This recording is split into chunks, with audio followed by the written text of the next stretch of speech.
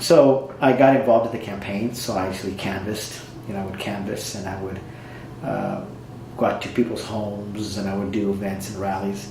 And that's when you started seeing how divisive that was. And so that's when I said, I want to be involved in this, because it's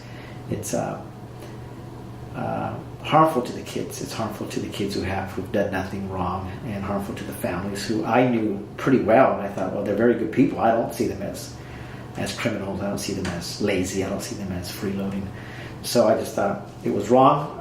It was wrong because it treated them poorly, and it was wrong because it treated all Latinos poorly.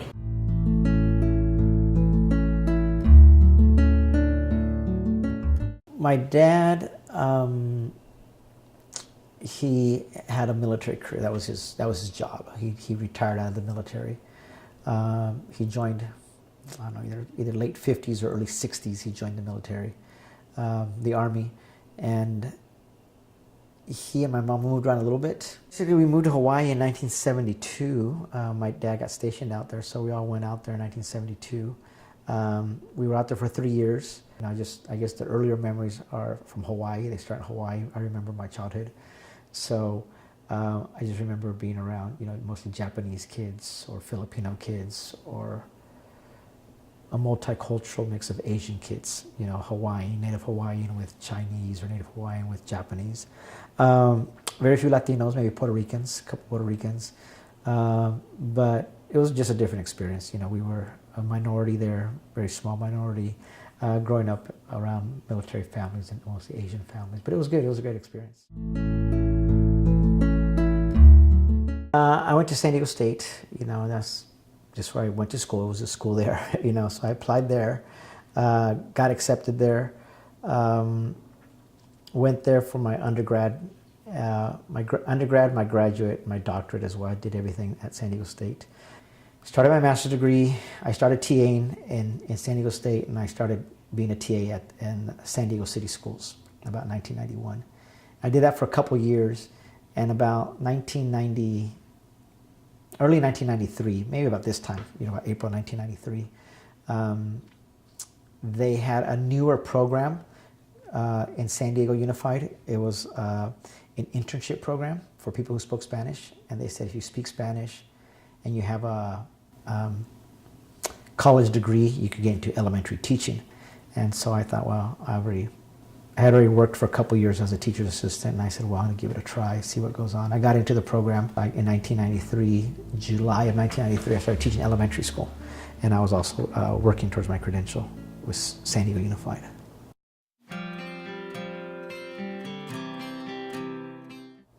Like I started in 1993, and about the same time, the campaign for Prop 187 started. They called it Save Our State, and it's basically what happened in Arizona. They wanted to kick kids who were undocumented out of school. They wanted to stop prenatal care for women who were undocumented, even though their children were going to be born here. They wanted to do a lot of things.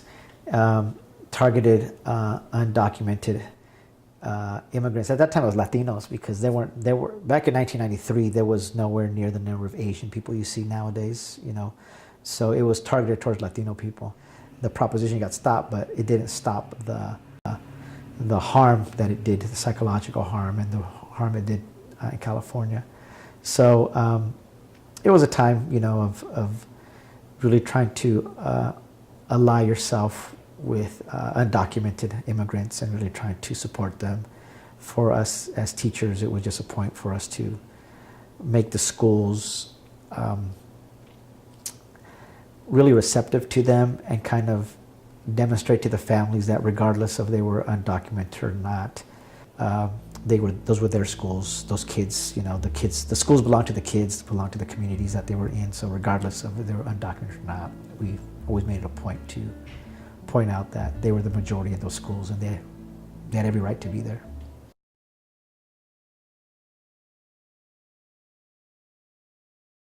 I came here in 2007, so 10 years. I've only been here 10 years. And I came here for the job, at the University of Oregon.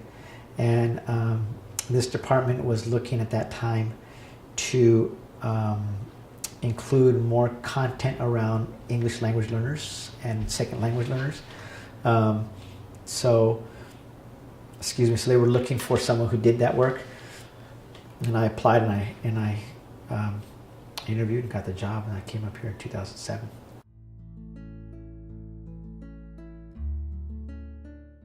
I teach 3 classes here, 3 types of classes. I teach classes on multicultural children's literature. Then I teach an immigration class, which is like historical class, but also tied into education a little bit of the reasons people may immigrate, some of the laws, some of the history, some of the trends, etc. around immigration, and some of the psychological effects of immigration on kids and schools.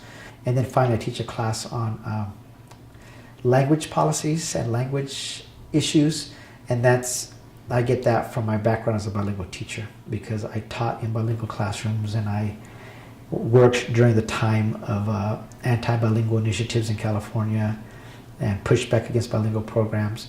So I teach classes that I teach a class that looks at the ideologies behind languages, the ideologies behind policies that would restrict bilingual classes, and why people would be opposed to them philosophically.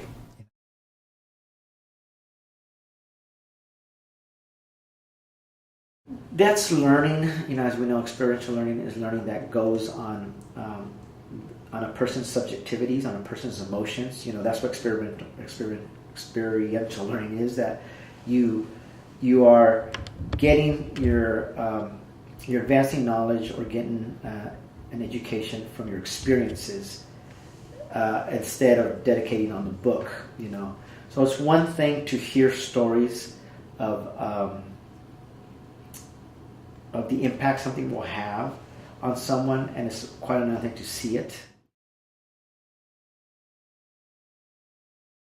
So it was a very thorough class. I mean, it was very thorough.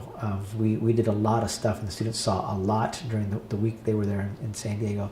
We would visit with groups like Water Station, who put water out on the U.S.-Mexico border. We visited with Border Angels. We visited with Ángeles del Desierto, which did search and rescue of lost migrants. We also did the Border Patrol. We got a tour of Border Patrol and got to see the border fence and rode with the Border Patrol for one day. We would go to Chicano Park and talk to Chicano activists and look at established Latino community. And we would go down there, and then we would also talk to Grupo Beta. We also did tours with them, and Victor Clark Alfaro. So we also talked with him, and he gave us a tour of the Mexican side of the border.